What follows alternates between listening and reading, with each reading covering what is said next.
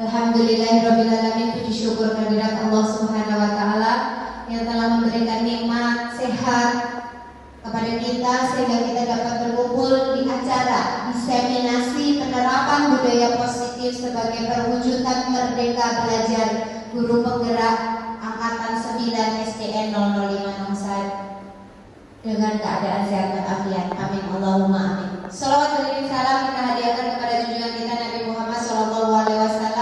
Semoga kelak di yaumil akhir mendapat syafaatnya. Amin Allahumma amin. Izinkan kami CPP dari SDN 05 untuk memberikan sedikit materi pada penerapan budaya positif. Nanti akan disampaikan yang pertama oleh Ibu Sari Eriusi Habiha, kemudian Ibu Ririn Widanti, kemudian yang terakhir adalah Ibu Siti Snaini. Guru penggerak bergerak, menggerakkan. Tepuk tangan untuk kita semuanya. Oke, materi kita hari ini ada 6 materi yang akan kami bagi 3. Jadi materi yang pertama dan kedua sudah saya sampaikan tadi, disampaikan Bu Sari. 3 dan 4 Bu Ririn, 5 dan 6 disampaikan oleh saya. Oke, langsung saja kita masuk materi yang pertama, yang kedua. Assalamualaikum warahmatullahi wabarakatuh. Waalaikumsalam warahmatullahi wabarakatuh. Apa kabarnya Bapak Ibu semuanya? Sehat, semangat, yes, luar biasa. Alhamdulillah. Baik, Ibu masih tetap semangat? Semangat. Oke, kita tepuk semangat dulu dong. Ayo Bapak Ibu, tepuk semangat. Semangat.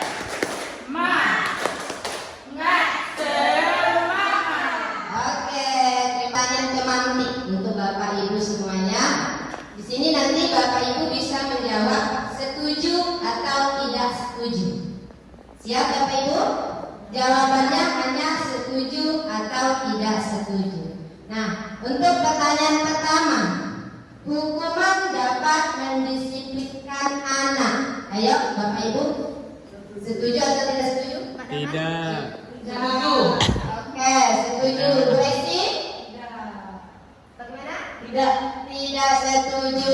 Baik, kita lanjut ke soal nomor 2. Simpan jawaban untuk nomor 1 ya. Nomor 2, pemberian hukuman dengan hal positif seperti membaca atau membersihkan halaman sekolah dapat meningkatkan disiplin anak. Ayo, Bu Ade, silakan jawab setuju atau tidak setuju. Setuju. Bu Olga? Siap. Oke, tentang disiplin positif dan nilai-nilai kebajikan universal. Nah, yang pertama, perubahan paradigma. Nah, di sini kita agak bermain sebentar ya Bapak Ibu. Bisa? Nah, di sini kegiatannya tuh kegiatan kepalan tangan. Kepalan tangan, nah ada si A dan si B. Nanti Bapak Ibu berpasangan, cari temannya. Silakan ikutin arahannya. Sobeklah secari kertas kecil, tulis benda atau sesuatu yang sangat berharga untuk Bapak Ibu. Ayo silakan. Bapak Ibu silakan tulis di spinnernya benda atau sesuatu yang sangat berharga bagi Bapak Ibu. Bapak Ibu salah satunya akan mencoba dengan sekuat tenaga dengan berbagai cara untuk meminta benda yang ada di tangan Bapak Ibu yang tulis tadi. Nah, Pak Daman minta benda yang ditulis. Ayo. Itu cewek punya mulu. Ayo, Adek.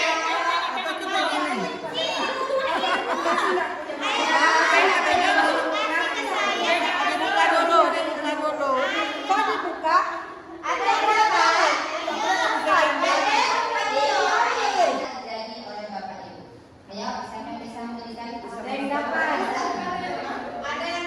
Mempertahankan yang apa? Mempertahankan dirinya. Ya, oke, Besi. Mempertahankan apa yang dimiliki dan tidak ingin memberikannya. Oke, Olga. Jadi kita itu ada sebagai kontrolnya. Ya, kita sebagai kontrolnya. Ayo lanjut.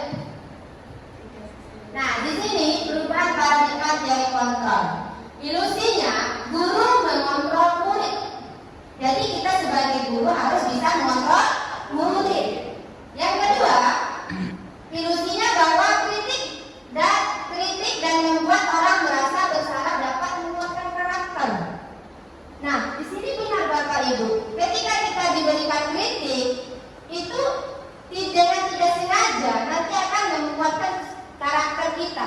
Ada perubahan pada diri kita sendiri untuk menjadi lebih baik. Perubahan paradigma stimulus respon teori kontrolnya yaitu siapa sesungguhnya yang memiliki kontrol. Nah, dari kegiatan kita tadi Bapak Ibu bisa kita lihat di sini dibagi dua, stimulus respon dengan teori kontrol. Stimulus respon, kita mencoba mengubah orang agar berpandangan sama dengan kita. Sementara di teori kontrolnya kita berusaha memahami pandangan orang lain tentang dunia. Yang kedua, perilaku buruk dilihat sebagai suatu kesalahan. Teori kontrolnya semua perilaku memiliki tujuan. Kita memaknai apa itu disiplin. Ada yang bisa Bapak Ibu menyampaikan makna disiplin? Selain dari yang data yang lipat. Menurut Pak Daman, disiplin apa? Mentaati peraturan. Yoga, disiplin apa? Disiplin itu berasal dari bahasa Latin yang katanya disiplina, yang artinya belajar. Jadi disiplin itu artinya belajar. Makna asal dari kata ini berkonotasi dengan disiplin diri dari murid-murid. Ya, yang ketiga, disiplin diri membuat orang menggali potensinya menuju sebuah tujuan, apa yang dia hargai. Dan namun dalam budaya kita, makna kata disiplin telah berubah menjadi sesuatu yang dilakukan seseorang pada orang lain untuk mendapatkan kepatuhan. Di sini cenderung umum adalah untuk menghubungkan kata disiplin dengan ketidaknyamanan, bukan dengan apa yang kita hargai atau pencapaian suatu tujuan yang mulia. Itu makna dari kata disiplin. Belajar nilai-nilai kebajikan universal. Oke Bapak Ibu, sudah pernah dengar nilai-nilai kebajikan? Pak Daman, sudah pernah dengar nilai kebajikan? Belum? Bu Esi? Belum. Oke, nah nilai-nilai kebajikan adalah sifat-sifat positif manusia yang merupakan tujuan mulia yang ingin dicapai setiap individu. Jadi nilai-nilai kebajikan itu adalah nilai-nilai positif manusia. Contoh, bertanggung jawab, disiplin, mandiri. Itu adalah nilai-nilai positif yang ada pada diri manusia. Nah, nilai-nilai tersebut bersifat universal dan lintas bahasa, suku bangsa, agama maupun latar belakang. Setiap perilaku atau perbuatan memiliki suatu tujuan, jelas. Jadi setiap perbuatan yang kita lakukan pasti memiliki tujuan. Dengan mengaitkan nilai-nilai kebajikan yang diyakini seseorang, maka motivasi intrinsiknya akan terbangun sehingga menggerakkan motivasi dari dalam untuk dapat mencapai tujuan yang mulia yang dia inginkan. Itu adalah nilai-nilai kebajikan sesuai dengan motivasi intrinsik, yaitu dari dalam diri manusia itu sendiri. Nilai-nilai kebajikan yang ingin dicapai oleh setiap anak Indonesia kita kenal dengan profil pelajar Pancasila. Nah ini sudah pernah. Nah, untuk materi yang kedua yaitu teori motivasi, hukuman dan penghargaan dan restitusi. Motivasi perilaku manusia. Satu, untuk menghindari ketidaknyamanan hukuman, apa yang akan terjadi apabila saya tidak melakukannya? Itu disebut motivasi eksternal. Yang kedua,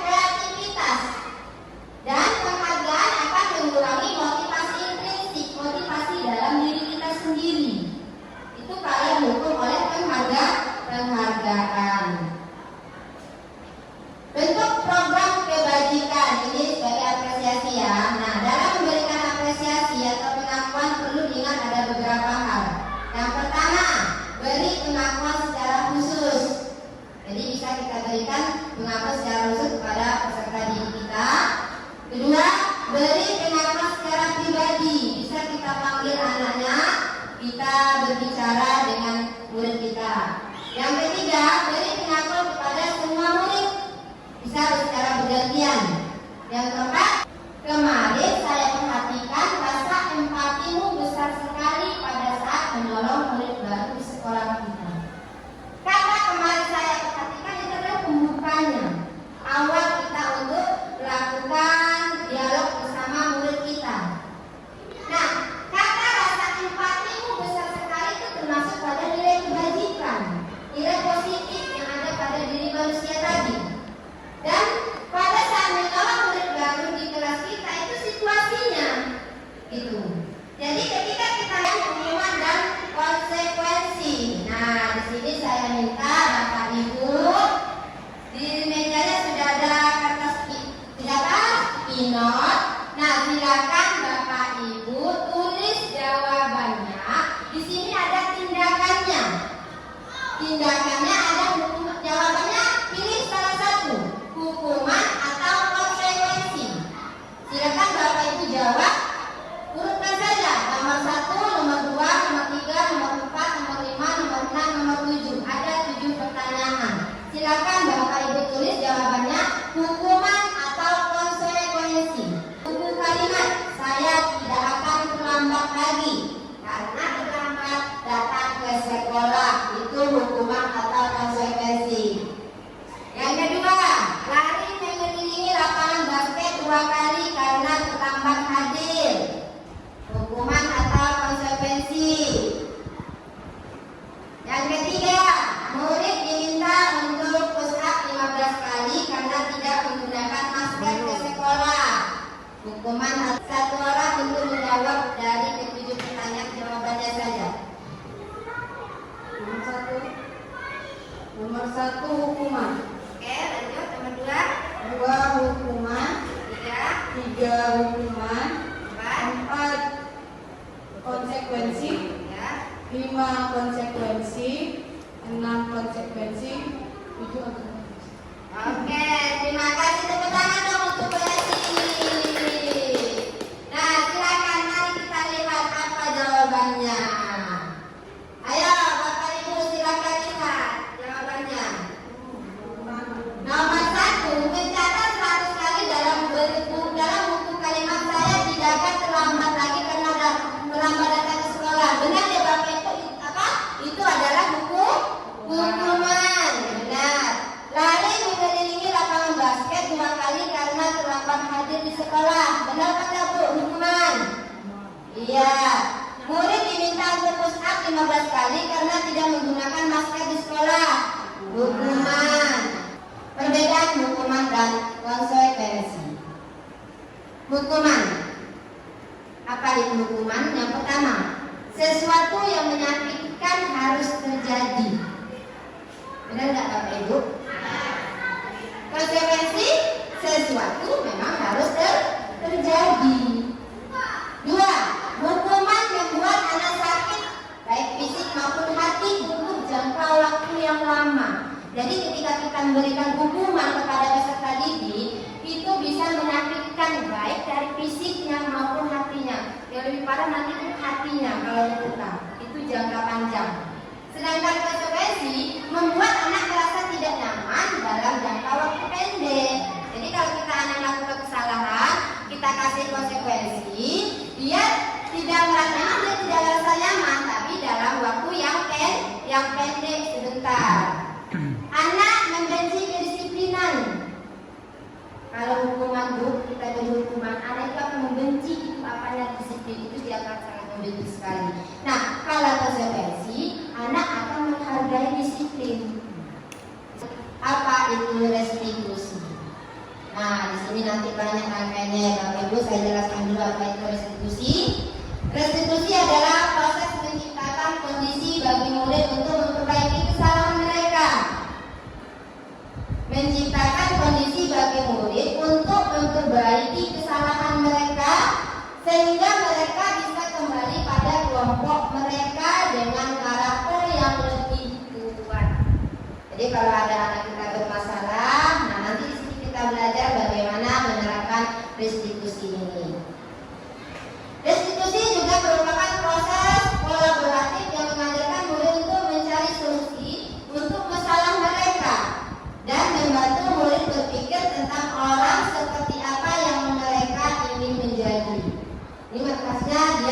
tujuan dia apa, dan bagaimana mereka harus memperlakukan orang lain.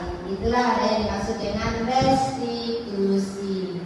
Ya, Bapak Ibu, nanti kita lanjut materi selanjutnya.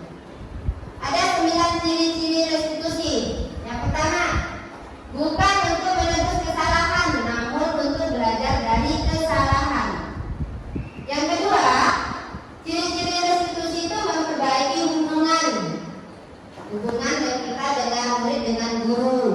Yang ketiga, ciri-ciri restitusi adalah tawaran, bukan paksaan. Jadi kita memberikan solusi kepada anak bagaimana dia bisa memecahkan masalahnya. Kita bantu dia, kita bimbing dia. Yang keempat, restitusi menuntut anak melihat ke dalam diri. Yang kelima, restitusi mencari kebutuhan dasar yang mendasari tindakan. Keempat, restitusi diri adalah cara yang paling baik. Yang ketujuh, restitusi fokus pada karakter, pembentukan karakter bukan tindakan. Yang delapan, restitusi fokus pada solusi. Jadi kita memberikan solusi kepada anak. Jadi kalau anak itu membuat kesalahan, kita dengarkan dulu, kita carikan solusinya. Bagaimana supaya dia tidak mengulangi perbuatannya itu lagi, dan dia sadari dengan keyakinan dia sendiri dalam hati dia. Nah, yang terakhir, restitusi mengembalikan murid yang berbuat salah pada kelompoknya. Nah, itu adalah 9 ciri-ciri restitusi. Nah, restitusi ada identitas gagal, ada identitas sukses. Dari kegiatan restitusi tadi ya Bapak Ibu, ada identitas gagal, ada identitas sukses. Identitas gagalnya yang mana? Hukuman, kita memberikan hukuman, itu adalah identitas gagal. Sedangkan identitas sukses itu adalah menciptakan disiplin. Itu dengan cara kita memberikan konsekuensi atau restitusi. Mungkin sekarang kita masih di tahap konsekuensi. Nah, pelan-pelan nanti kita ke tahapan restitusi. Seharusnya kita lakukan sebagai seorang guru. Ya Bapak Ibu ya. Jadi identitas gagal itu adalah ketika kita memberikan hukuman kepada anak, karena itu adalah merupakan perbuatan yang negatif. Nah, kalau kita mau identitas sukses, ya kita harus menciptakan disiplin, pertama konsekuensi atau restitusi. Assalamualaikum warahmatullahi wabarakatuh. Waalaikumsalam warahmatullahi wabarakatuh. Masih semangat Bapak Ibu? Masih. Alhamdulillah. Saya Ibu Dati CGP Angkatan 9 akan memaparkan materi 3 dan 4, yaitu tentang keyakinan kelas dan kebutuhan dasar manusia. Jadi di sini sebelum saya menyampaikan keyakinan kelas, saya ingin melakukan ice breaking dulu supaya lebih semangat lagi. Ada 3 tepuk. Tepuk 1 bunyinya ini. Indonesia. Ya, tapi setelah tepuk itu bilang bu. Yang pertama. Tepuk yang kedua. Tepuk 2. Bu. Ya, tadi pertama bukan. Kalau tepuk yang kedua ha ya. Tepuk 2. Ha.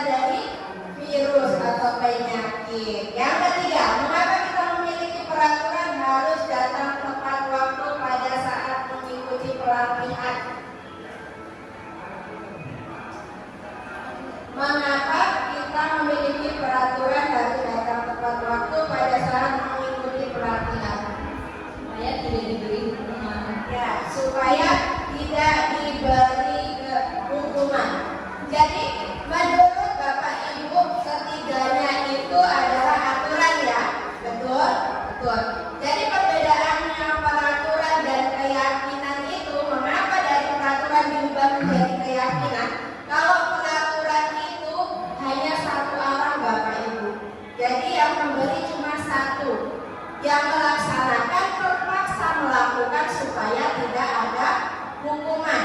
Nah, kalau keyakinan itu disepakati oleh dua orang. Jadi ya, dua orang kita melakukan dengan sadar diri.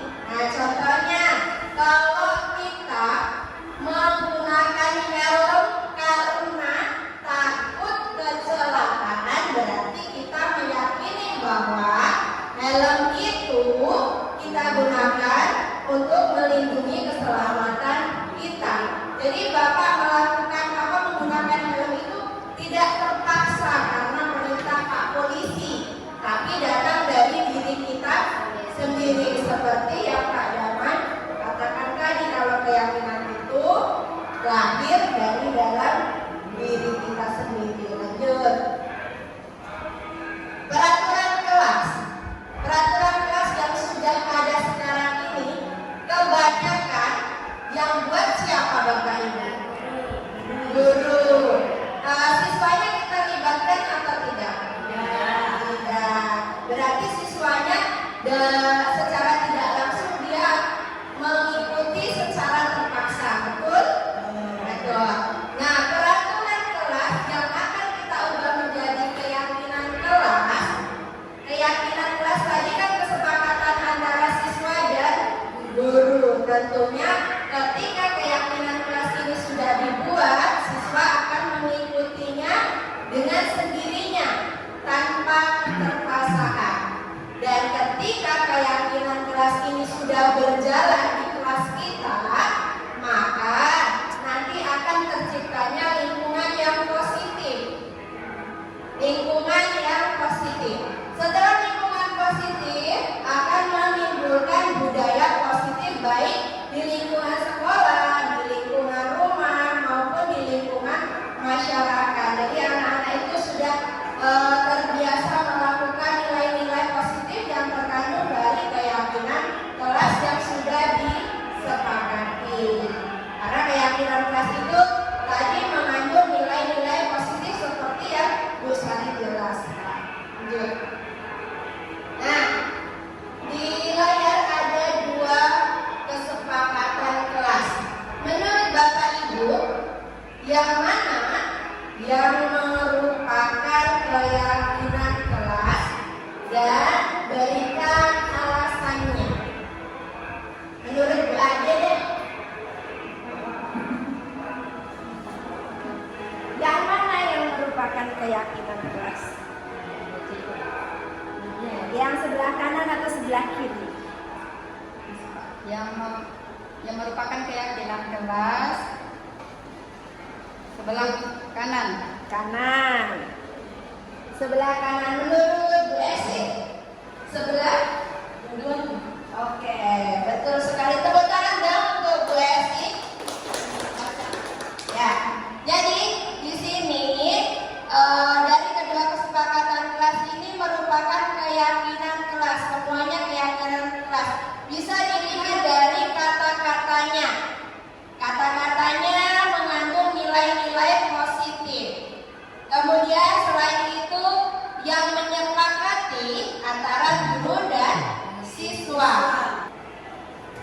Kegiatan pendalaman keyakinan. Jadi keyakinan itu ada 3 kategori ya Bapak Ibu.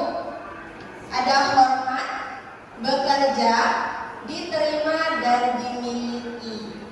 Hormat itu artinya kami itu seluruh anggota kelas meyakini bahwa sangat penting untuk menghormati semua orang dan barang milik orang lain. Yang kedua, bekerja. Artinya kami meyakini bahwa sangat penting untuk mengerjakan segala pekerjaan atau mengikuti kegiatan yang telah ditugaskan. Yang ketiga, diterima dan dimiliki. Artinya kami meyakini bahwa sangat penting. Ini ada tabel Y dan tabel T. Kalau tabel Y itu ada terlihat, terdengar, dan berperilaku. Kemudian yang tabel T itu ada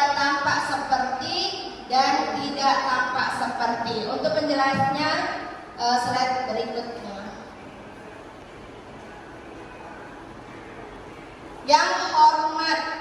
Tabel Y contohnya terdengar satu orang berbicara. Contohnya, yuk saya bantu. Kalau untuk yang terlihat, berempati terhadap perasaan orang lain. Untuk yang berperilaku, tersenyum ramah. Kalau untuk tabel P-nya, tampak seperti ini artinya yang harus dilakukan ya Bapak Ibu. Kalau yang tidak tampak seperti yang tidak semestinya dilakukan. Nah, untuk yang harus dilakukan, contohnya datang tepat waktu. Kemudian yang tidak harus dilakukan, sering hadir terlambat. Untuk bekerjanya, yang harus dilakukan di dalam kelas itu tekun dan menyimak guru. Yang tidak harus dilakukan, tidak mendengarkan guru dan acuh tak acuh. Beda ya, dari bahasanya kalau tampak seperti itu lebih positif. Kalau yang tidak harus dilakukan itu kan larangan, tidak mendengarkan guru. Lanjut. Nah, di sini ada 8 peraturan. Dari 8 peraturan ini ada yang menggunakan kata-kata negatif. Contoh-contoh kata negatif itu diawali dengan dilarang, ya, jangan. Nah, untuk keyakinan kelas sendiri kan tadi sudah saya sampaikan menggunakan kata-kata yang positif. Jadi di depan Bapak Ibu semua sudah ada sticky note dan dimohon Bapak Ibu semua menuliskan ke-8 keyakinan kelas. Di dalam sticky note itu boleh dikasih nama. Contohnya 1, selalu kembalikan buku ke tempatnya. Nah, nilai apa, nilai positif apa yang ingin diterapkan di dalam kelas itu? Seperti yang Ibu Sari sampaikan tadi, nilai positif itu ada tanggung jawab, menghargai, disiplin. Nah, di peraturan nomor 1 ini, nilai positif apa yang ingin diterapkan di dalam kelas? Ya boleh. Kan nilai positif tadi ada contohnya tanggung jawab, disiplin, menghargai, menghormati. Nah, nomor 1 itu selalu kembalikan buku ke tempatnya. Nilai positif apa yang akan diterapkan di dalam kelas?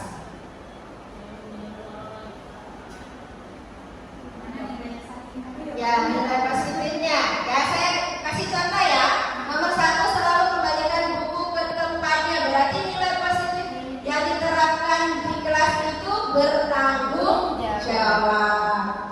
Anak-anak diminta untuk bertanggung jawab dalam mengembalikan buku ke tempatnya. Yang kedua, dilarang mengganggu orang lain. Nah, nilai positifnya apa? Hadir di sekolah 15 menit sebelum pembelajaran dimulai. Nilai positifnya apa? Dan yang keempat, dilarang melakukan kekerasan. Hanya dilarang menggunakan narkoba, bergantian atau menunggu giliran, gunakan masker, dan yang terakhir jangan berlari di kelas atau koridor. Maka Pak Daman sudah menulis semua.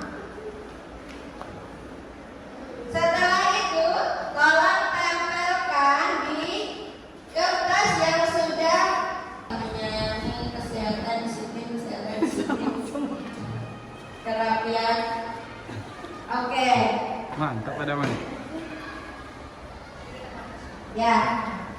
Selanjutnya kita akan koreksi nilai apa yang terkandung dalam peraturan yang ada di papan proyektor ini. Tapi sebelumnya saya meminta salah satu dari Bapak Ibu untuk membacakan hasil nilai positif yang Bapak Ibu tuliskan secara secara mandiri. Boleh, Bu Ade? Katakan ke depan ya Bu Ade. Yang sudah tanggung jawab, yang kedua saling menghargai, yang ketiga disiplin, yang keempat saling menyayangi, yang kelima kesehatan, 6 disiplin, 7 kesehatan, 8 disiplin. Oke. Terima kasih. Terima kasih Bu Ade. Bu Ade sudah membacakan. Kemudian mari kita koreksi bersama-sama. Yang pertama, selalu kembalikan buku ke tempatnya. Nilai positif yang diterapkan adalah tanggung jawab. Yang kedua, dilarang mengganggu orang lain. Yang diterapkan adalah nilai positif menghormati orang lain. Hadir di sekolah 15 menit sebelum pembelajaran dimulai, menghormati orang lain atau berkomitmen, ini lebih ke disiplin ya, disiplin bisa. Kemudian yang selanjutnya dilarang melakukan kekerasan, keselamatan atau menghormati orang lain. Yang selanjutnya dilarang menggunakan narkoba, tentang kesehatan. Kemudian bergantian atau menunggu giliran, menghormati orang lain atau bersabar, nilai positif yang diterapkan. Gunakan masker, nilai positif yang diterapkan adalah kesehatan dan keselamatan. Jangan berlari di kelas atau koridor adalah nilai positif, keselamatan dan keamanan. Dari semua yang Bapak tuliskan sudah benar ya Bapak Ibu? Ya, lanjut. Kemudian saya akan melanjutkan materi yang keempat, yaitu kebutuhan dasar manusia dan dunia berkualitas. Jadi setiap manusia itu memiliki kebutuhan dasar yang harus kita penuhi. Ya. Tidak hanya orang dewasa saja, tetapi anak-anak murid kita juga memiliki kebutuhan dasar. Jadi ketika ada siswa yang ada di kelas kita membuat kasus, kita sebagai guru sebaiknya mencari kebutuhan dasar apa yang belum terpenuhi pada siswa tersebut. Terkadang kita sering lupa, terkadang ada anak yang membuat kasus tetapi kita tiba-tiba langsung memarahi, langsung menghukum. Nah, di sini kita belajar bersama untuk mengetahui kebutuhan apa saja yang diperlukan oleh peserta didik kita sehingga kita dapat mencapai tujuan pembelajaran di sekolah kita dengan baik. Lanjut, bisa nih. Untuk kebutuhan dasar manusia yang pertama yaitu bertahan hidup. Untuk bertahan hidup, manusia itu tentu memiliki kebutuhan yang berupa pangan, sandang, dan tempat tinggal. Kebutuhan kasih sayang dan rasa diterima. Jadi punya kesenangan. Nah, kesenangan, setiap manusia itu membutuhkan kesenangan. Kalau peserta didik kita, kesenangan karena anak-anak ini pada dasarnya untuk anak SD ini senang bermain. Jadi di sini kita sebagai guru sebaiknya melakukan pembelajaran yang inovatif untuk menciptakan pembelajaran yang menyenangkan sehingga siswa bisa tertarik mengikuti pembelajaran yang kita berikan. Kemudian kebebasan. Selanjutnya penguasaan. Ya, untuk penguasaan ini siswa juga memiliki penguasaan, kebutuhan penguasaan. Di sini Bapak Ibu ada studi kasus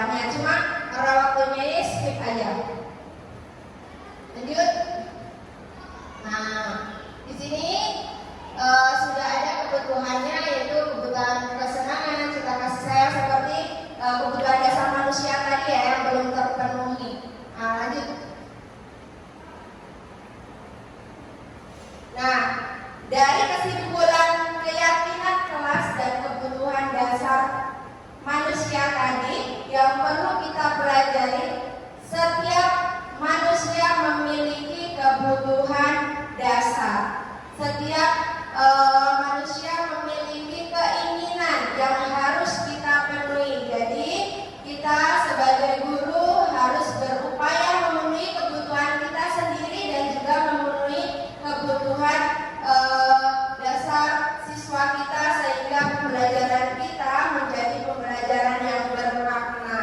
Assalamualaikum warahmatullahi wabarakatuh. Terima kasih Bapak Ibu masih standby di ruangan ini untuk melanjutkan materi. Materi selanjutnya saya Asmi Ismaili, CGP dari SDA 5 Nusa Angkatan 9 akan melanjutkan materi yaitu pembelajaran 5 adalah 5 posisi kontrol. Nah, sebelum masuk ke materi, yuk speaking lagi deh supaya semangat kembali. Satu jari yang kanan, satu jari yang kiri, diganti-ganti yuk, diganti-ganti yuk, diganti-ganti yuk, diganti-ganti yuk. Dua jari yang kanan, dua jari yang kiri, ditembak-tembak dor, ditembak-tembak dor, ditembak-tembak dor, ditembak-tembak dor. Lima jari yang kanan, lima jari yang kiri, kanan tutup telinga, kiri tutup hidung, diganti-ganti yuk, diganti-ganti yuk, diganti-ganti yuk, diganti-ganti yuk. Oke, teman-teman duduk kita semua. Kita mengenal 5 posisi kontrol guru, bahwa guru itu yang pertama penghukum, kedua pembuat merasa bersalah, yang ketiga teman, yang keempat pemantau, kemudian yang terakhir adalah manajer. Kira-kira nih selama ini Bapak Ibu sudah berapa tahun mengajar menjadi posisi kontrol yang di mana? Ayo, Ibu Esi, sudah berapa tahun mengajar Ibu Esi? Berapa tahun? Nah, selama ini Ibu Esi kira-kira melihat dari paparan saya di 5 posisi kontrol menjadi apa Bu Esi selama ini? Nomor 1 dan 2. Di posisi 1 dan 2. Oke, saya mau bertanya kepada yang senior. Ibu Marhani, sudah berapa tahun Ibu mengajar? 23 tahun, luar biasa. Selama ini Ibu merasa sebagai guru di posisi kontrol yang mana Ibu? 1, 2, dan 3. Ya, meningkat ya dari tadi PS yang 8 tahun mengajar di posisi 1 dan 2, dan Bu Marhani yang 23 tahun mengajar ada di posisi 1, 2, dan 3. Oke, kita akan kembali lebih lanjut posisi kontrol yang bagaimana seharusnya kita sebagai guru. Next.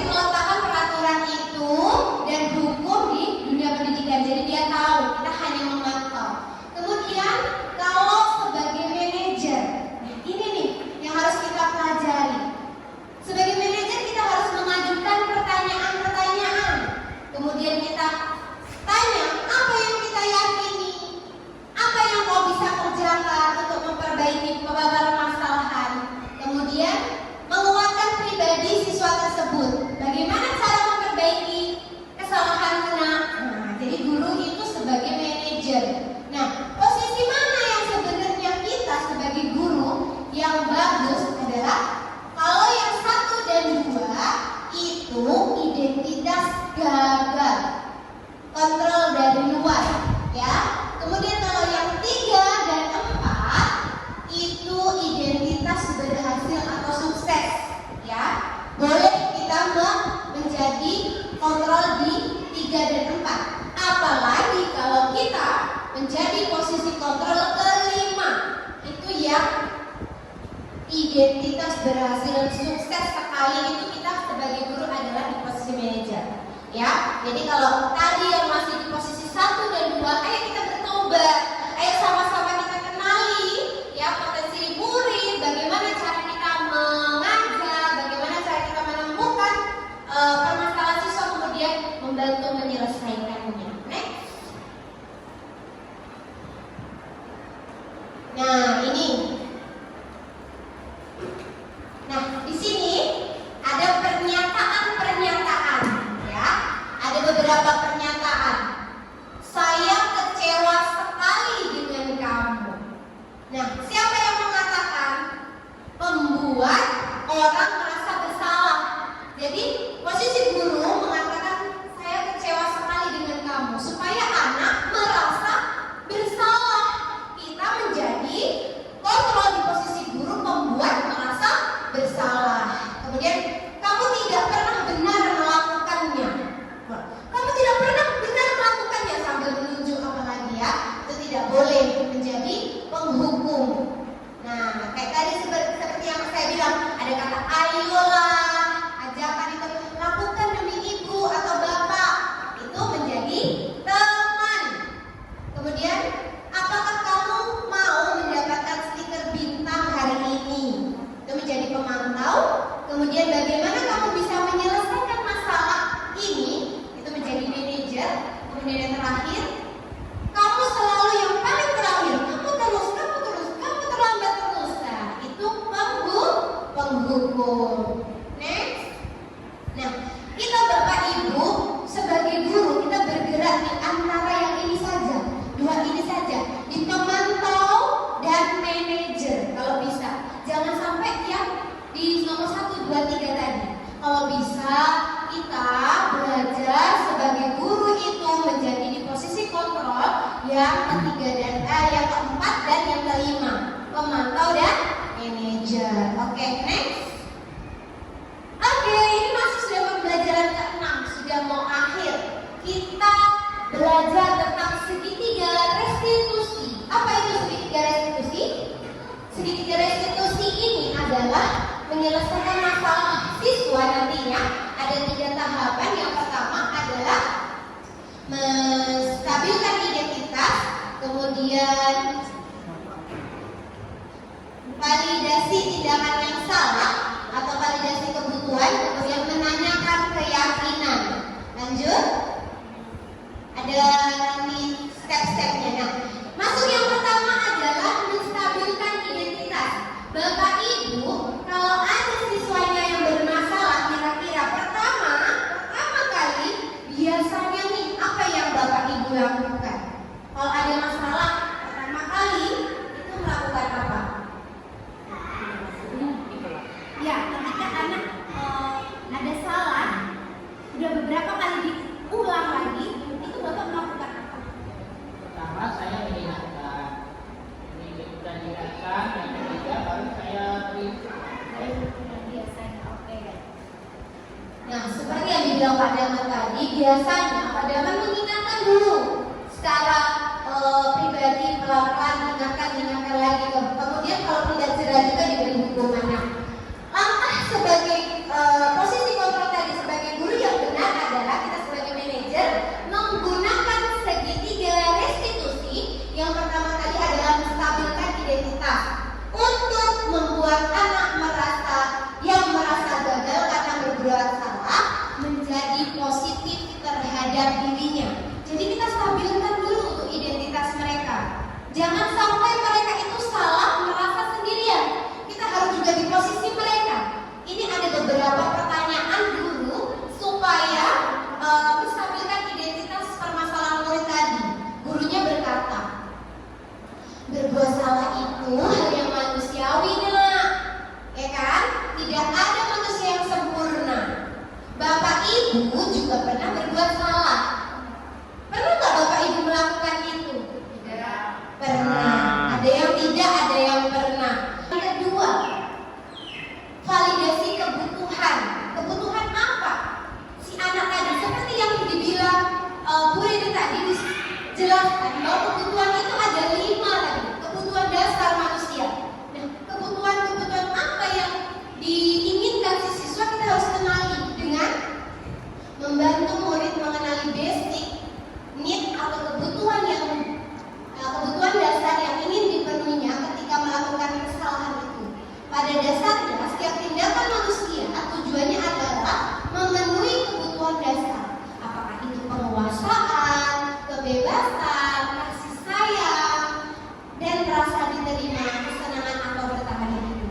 yang saya jelaskan tadi.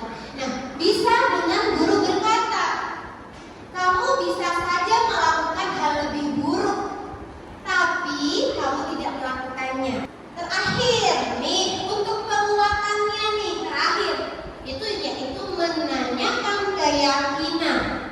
Anak melihat kesalahannya dihubungkan dengan norma sosial dan nilai-nilai yang mendasari manusia berinteraksi dengan orang lain. Kita kan sudah menyusun tadi keyakinan kelas. Kita hubungkanlah dengan keyakinan kelas tadi, nilai-nilai positif apa yang mau dicapai anak. Dengan bergurunya berkata, apa nilai yang kita percaya di kelas? Nah, kelas yang ideal itu seperti apa? Seharusnya kamu bagaimana? Itu kan termasuk menanya ke siswa. Jadi siswa lah yang menemukan masalahnya sendiri, menemukan solusinya sendiri. Itu tadi yang disebut segitiga restitusi. Next. Oke, ada studi kasus nih. Ya, dan nanti ini kalau ini nggak saya next nih. Kontrol apa, Ibu Dani? Sebagai teman. Dari mana Bu Esi bilang kalau itu posisi kontrol sebagai teman? Kalimat yang mana? Ayo Fajar, makanya dilakukan. Intinya di rumah aja. Oke, yang ayo Fajar, makanya jangan tidur-tiduran, lain kali perhatikan posisi kontrol yang ke teman. Oke, kita akan lihat jawabannya. Slide yang selanjutnya. Iya, ternyata ada 3. Posisi penghukum ada, posisi teman ada, dan posisi pembuat merasa bersalah. Naikkan. Selanjutnya, bila mana Ibu Dani mengambil posisi pemantau, apa yang akan dikatakan olehnya? Pertanyaan-pertanyaan seperti apa yang diajukan? Nah, ini dia jawabannya. Fajar, apakah kamu tahu konsekuensi yang harus dilakukan apabila tidak memperhatikan saat belajar? Itu pemantau. Kemudian, Fajar, apakah kamu tahu peraturan di kelas apa saja? Itu dia sebagai posisi pemantau. Next. Nah, apabila Anda adalah kepala sekolah, Fajar, dan mengetahui hal ini, bagaimana tindak lanjut Anda? Melakukan pendekatan personal kepada Fajar, kemudian memanggil Bu Dina dan Fajar di waktu yang tidak bersamaan untuk mencari informasi terkait masalah yang terjadi. Sikap selanjutnya memposisikan sebagai manajer untuk menyelesaikan masalah Bu Dina dan Fajar dengan cara segitiga restitusi. Oke, next. Nah, Bapak Ibu, kenapa sih kita harus belajar segitiga restitusi? Karena posisi kontrol guru yang ingin kita capai yang sukses adalah posisi manajer. Dalam posisi manajer, menyelesaikan masalah siswa dengan menggunakan segitiga restitusi tadi sangat membantu. Oke, intervensi 30 detik. Intervensi ini bisa membantu murid kembali ke tujuan semula dengan cukup singkat, dengan kita tanyakan ke siswa. Coba beberapa ini nanti coba Bapak Ibu tanyakan ke siswa Bapak Ibu, ya pasti nanti akan ada sesuatu hal yang menyadarkan mereka kalau udah menyimpang dia akan kembali ke jalan yang benar. Beberapa pertanyaan ini cukup akan mengembalikan siswa tersebut ke jalan yang benar. Kalau sudah mulai malas-malas, coba Bapak Ibu tanyakan kembali ke siswa.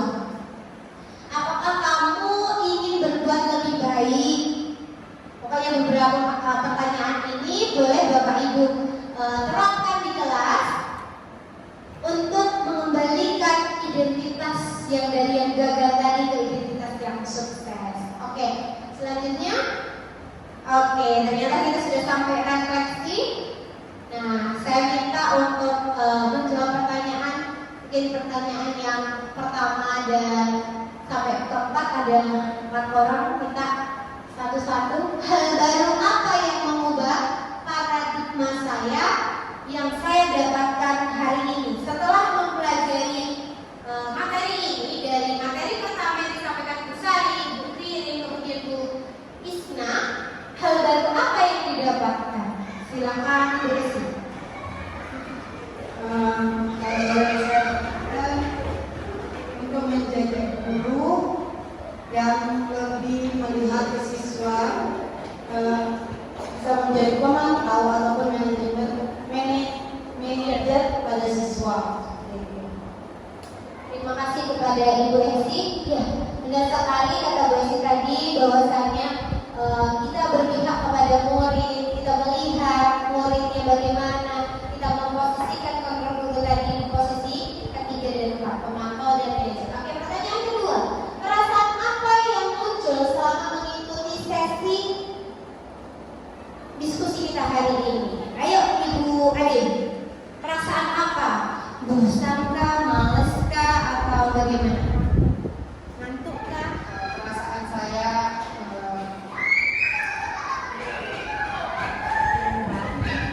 saya adalah ternyata selama saya mengajar ada kesalahan-kesalahan yang saya lakukan kepada peserta didik. Dari sini saya belajar bagaimana untuk merubahnya ke depan menjadi lebih baik yang disenangi oleh siswa.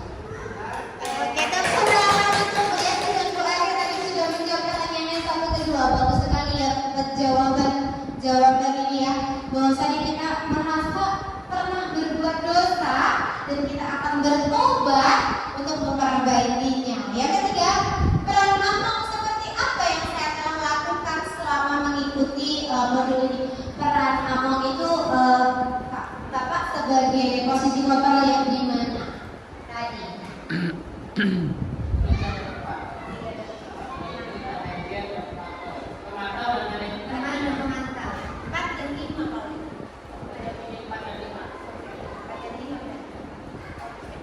Nah, alhamdulillah berarti kita sudah sedikit sadar menyadarkan bahwa setelah mengikuti modul ini kita harus di posisi Among, posisi pemantau dan manajer.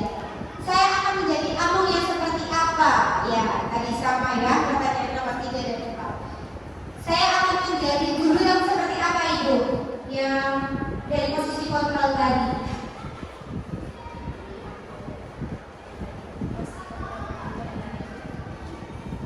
Saya akan menjadi posisi pemantau dan sebagai teman sekaligus sebagai manajer.